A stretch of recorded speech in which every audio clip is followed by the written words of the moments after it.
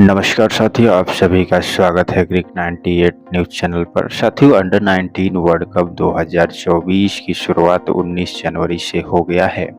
बता दें कि इस टूर्नामेंट का आयोजन साउथ अफ्रीका में किया गया है और इसमें कुल 16 टीमों ने हिस्सा लिया है। इसके पॉइंट टेबल में बहुत ज़्यादा परिवर्तन हुआ है। आपको बता दें कि इस टूर्नामेंट में कुल 16 टीमों ने हिस्सा लिया है और 4-4 टीमों के अलग-अलग 4 ग्रुप बनाए गए हैं और इनके ग्रुप स्टेज के सभी मैच समाप्त हो चुके हैं और अब ये टीमें 2 ग्रुप में बँट गई है। तो सबसे पहले बात कर लेते हैं कि इन चारों ग्रुप में कौन सी टीम कितनी मैच जीती हुई और उसके आधार पर किस किस टीम को बाहर किया गया है और नए ग्रुप का क्या स्टेटस है, अभी हम लोग जिक्र करेंगे। तो बात करेंगे इन चौथे ग्रुप में। सबसे पहले ग्रुप ए का, जिसमें इंडिया है। इसने 3 मैच खेला और तीनों में ही इसने जीत हासिल किया। पॉइंट टेबल पे 6 अंक है। बांग्लादेश दूसरे नंबर पे है ग्रुप ए में। उसने 3 मैचों में से 2 मैचों में जीत और 1 में हार मिली। 4 अंक पॉइंट टेबल पे हैं।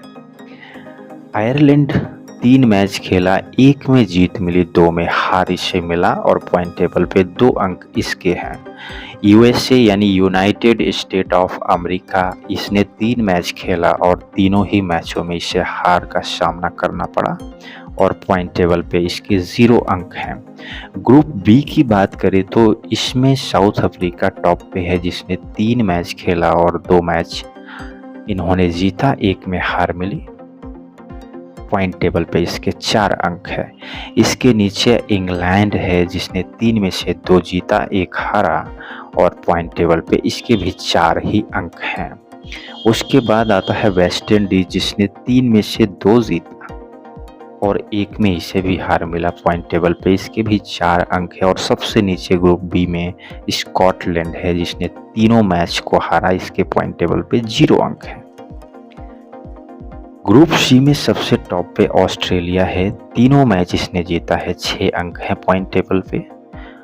दूसरे नंबर पे श्रीलंका है, जिसने 3 में से 2 जीत करके पॉइंट टेबल पर 4 अंकों के साथ बना हुआ है।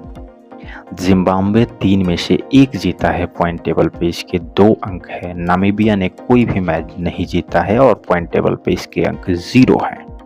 ग्रुप डी में सबसे टॉप पर पाकिस्तान है और इसने भी हैट्रिक जीत की है, यानी कि 3 में से 3 मैच पाकिस्तान ने भी जीता है और पॉइंट टेबल पे इसके भी 6 अंक हैं। न्यूजीलैंड 3 में से 2 मैच जीता, 1 में हार मिली है इसे और पॉइंट टेबल पे 4 अंक इसके भी हैं। नेपाल ने 3 में से 1 जीत दर्ज की है, 2 में हार। पॉइंट टेबल पे इसे भी 2 अंक मिले हैं। अफगानिस्तान 3 में से तीनों हार चुका है और ये भी पॉइंट टेबल पर 0 अंक लेकर के बना हुआ है। तो आपको बता दें कि जिन टीमों ने 3 में से 1 भी मैच नहीं जीता है, उनको बाहर होना पड़ा है, यानी कि हर ग्रुप से 1-1 टीम को बाहर जाना पड़ा है। यानी कि चारों ग्रुप से 4 टीमें बाहर हुई हैं, यानी कि 16 में से 4 टीमें कम हो गई तो 12 टीमें बची और इन 12 टीमों का 2 अलग-अलग नए ग्रुप बनाए गए हैं। और बात करें ग्रुप 1 और 2 की, तो 1 में इंडिया है जो कि टॉप पे है। अब इस नए ग्रुप के बारे में हम थोड़ा सा समझ लेते हैं। इस ग्रुप में इंडिया टॉप पे है और इसने 2 मैच खेला है और दोनों ही मैच को इसने जीत लिया है और 4 अंक इसके पॉइंट टेबल पर है। पाकिस्तान उसके नीचे ही, इसने भी 2 मैच जीते हैं, 4 अंक इसके भी हो। न्यूजीलैंड 2 में से 1 मैच जीता है और इसके पॉइंट टेबल पे 2 अंक हैं। बांग्लादेश ने भी 2 में से 1 जीता, पॉइंट टेबल पे 2 अंक है। नेपाल और आयरलैंड ने कोई मैच नहीं जीता है और इन दोनों के पॉइंट टेबल पे 0-0 अंक है। ये ग्रुप 1 की स्थिति रही है। वहीं ग्रुप 2 की अगर बात करें तो उसमें ऑस्ट्रेलिया टॉप पे है, 2 में से दोनों मैच जीत करके इसने नए ग्रुप में पॉइंट टेबल पे 4 अंक के साथ सबसे टॉप पर। श्रीलंका 2 में से 1 मैच जीता है और पॉइंट टेबल पे ये दूसरे नंबर पे बना हुआ है 2 अंकों के साथ। वेस्ट इंडीज 2 में से 1 जीत करके 2 नंबर लेकर पॉइंट टेबल पे तीसरे नंबर पे बना हुआ है। चौथे नंबर की बात करें तो साउथ अफ्रीका 1 मैच जीता है 2 अंकों के साथ, ये पॉइंट टेबल पे चौथे नंबर पे है। 5वें नंबर पर इंग्लैंड 2 में से 1 जीतकर, और जिम्बाब्वे 6 नंबर पे है, जो कि एक भी मैच नहीं जीता है और 2 मैच इसने खेला है अभी तक।